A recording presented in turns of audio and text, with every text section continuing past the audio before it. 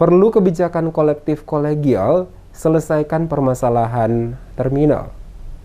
Kepala Dinas Perhubungan Kota Ambon, Roby Sapulete, menegaskan butuh kebijakan kolektif kolegial untuk menyelesaikan semua permasalahan Terminal Mardika yang masih digunakan pedagang sebagai lokasi berjualan. Hal tersebut disampaikan Sapulete saat rapat dengan Komisi 3 DPRD Kota Ambon di Gedung Rakyat DPRD Selasa 31 Mei 2022.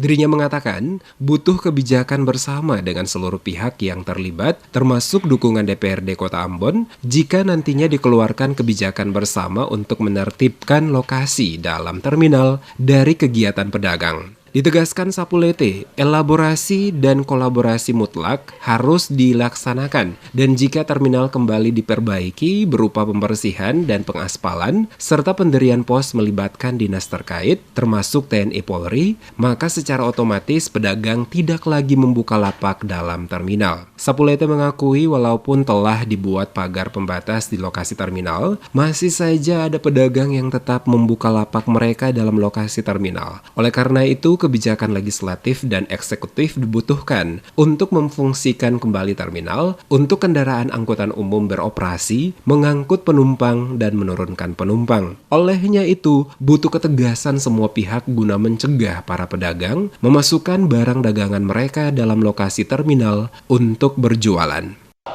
Seluruh lapak dalam terminal itu mesti dikosongkan. Untuk apa kita buat pagar? Kemudian ada lapak dalam terminal. Nggak bisa seperti itu.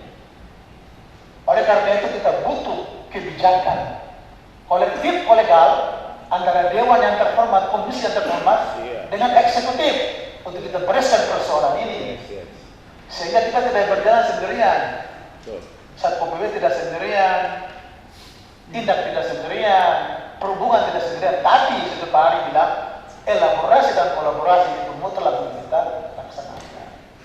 Selain itu, lanjut Sapulete, Dinas Perhubungan pernah menjalankan operasi terpadu yang dibantu oleh personil TNI dan Polri selama 2 minggu, di mana para pedagang tidak berjualan di bawah jam 7 malam. Selama operasi yang dilakukan, semuanya berjalan dengan sangat efektif. Namun dikarenakan keterbatasan anggaran untuk terus melakukan kegiatan operasi bersama, menyebabkan operasi terpadu tidak lagi berjalan dan lokasi dalam terminal kembali digunakan pedagang untuk berjualan sejak sore hingga malam hari.